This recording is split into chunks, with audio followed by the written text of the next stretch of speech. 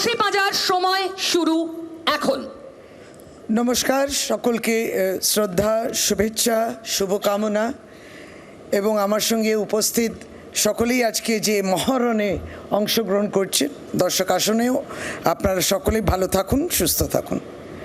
এখন যে বিষয় নিয়ে এবং যেখান থেকেই আসছি সেটাও ধর্মতলায় আমাদের মেট্রো চ্যানেলেতে ধর্না, যেই ধর্না রাজ্যের মাননীয় মুখ্যমন্ত্রী সর্বভারতীয় তৃণমূল কংগ্রেসের সভানেত্রী শ্রীমতী মমতা বন্দ্যোপাধ্যায়ের নেতৃত্বে আমাদের গতকাল থেকে যেটা আরম্ভ হয়, বিষয়টা সত্যি তো বিচলিত করে।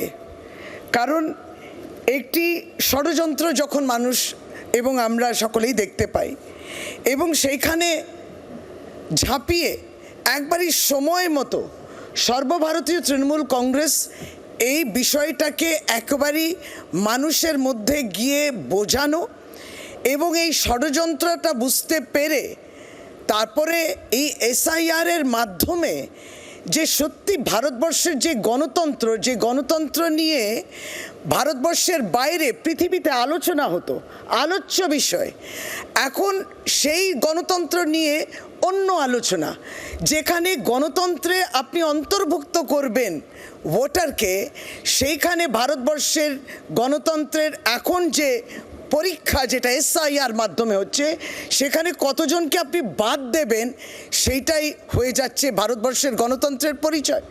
তাহলে আমরা সকলেই সচেতন হব না এই বিষয় নিয়ে, আমরা লড়ব না। আপনি ভাবুন, যেই জায়গায় শুধু সংখ্যা নিয়ে জাগলারি, যেই ইলেকশন কমিশন অফ ইন্ডিয়া যে কাজটি করছে সেইটার সোর্সেস মাধ্যমে আপনি আমি জানতে পারবো।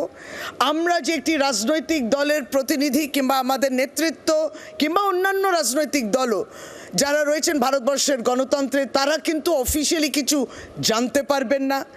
ইলেকশন কমিশন তাদের ফ্রন্টলাইন ওয়ার্কার্স কিংবা যাদের মাধ্যমে কাজটা করাচ্ছে তাদের সঙ্গে কথাবার্তা হবে হোয়াটসঅ্যাপ কমিউনিকেশনের মাধ্যমে, কোনো নোটিফিকেশন আসছে না, পুরোপুরি সংখ্যা নিয়ে জাগলারি।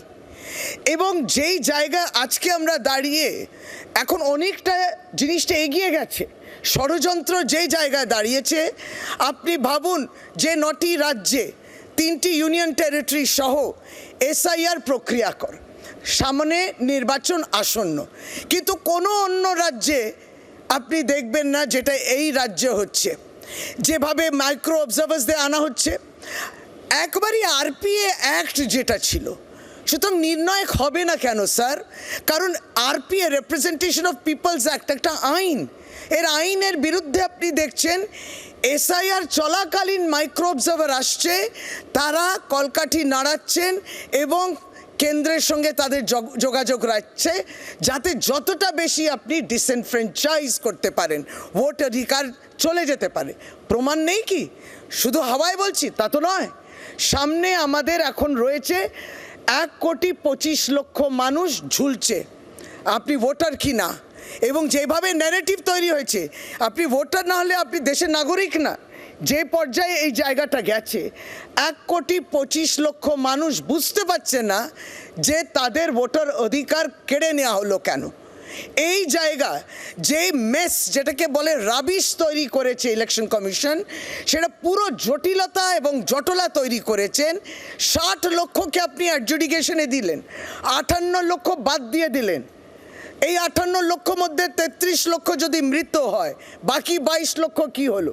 আপনি নিজেরাই একটা তৈরি করে দিলেন ডকুমেন্টস, যে এই 11টা ডকুমেন্টের মধ্যে হতে হবে। বিহারে যখন এই এসআইআর চলছিল, তখন প্রতিবাদ যখন হয়, তখন অন্তর্ভুক্ত করা হলো আধারকে। যেই আধার না থাকলে আপনি আর আমি নিঃশ্বাস নিতে পারি না, সমস্ত থেকে আধার লিঙ্কেজ থাকতে হবে। কেন্দ্র সরকার, বিজেপি সরকার বলল, হঠাৎ এসআইআরের জন্য সেটাকে ডিলিঙ্ক করে দেওয়া হলো। কেন করে দেওয়া হলো? আপনি আমরা খরচা করেছি এসআইআরের অনেক আগে আধার করার জন্যে, জন্ম মৃত্যু, ব্যাংক বেনিফিশিয়ারি যেটা আসবে, বেনিফিট আসবে, স্কুলে ভর্তি, হাসপাতালে ভর্তি, যেমন বললাম নিঃশ্বাস নিতে গিয়েও আধার, সেই আধারটাকে সরিয়ে দিলেন। সুতরাং সেই জায়গা প্রতিনিয়ত পরিবর্তন হচ্ছে তাদের নিয়মে। কেন হচ্ছে? এখন যেই জায়গায় দাঁড়িয়ে একটা চ্যালেঞ্জের মুখে 60 লক্ষ অ্যাডজুডিকেশন, এই অ্যাডজুডিকেশন জানে না ভোটার লিস্টে তার নাম আলটিমেটলি উঠবে কিনা। আপনার সামনে এই বক্তাও কিন্তু অ্যাডজুডিকেশন, তিনবার কত নির্বাচনে দাঁড়িয়েছি, 2002 সঙ্গে ম্যাপিং রয়েছে, তারপরেও কিন্তু বলছে আপনি অ্যাডজুডিকেশন। বিবেচনা চলছে। সময় শেষ। এইটা নিয়ে ভাবতে হবে, সকলকে সচেতন হতে। স্যার কি নির্ণায়ক হবে, কিভাবে নির্ণায়ক হবে, এটা তখনই ঠিক হচ্ছে কারণ মানুষ রাস্তায় প্রতিবাদ করছে। এবং অবশ্যই এই স্যারের যারা নিয়ে এসছেন এই ষড়যন্ত্র, তারা হচ্ছেন বিজেপি এটা নিয়ে এসছে। বেশ, বিজেপি বলবে। শশীদি, আমার পরে বলার সুযোগ আসবে। Thank you so much.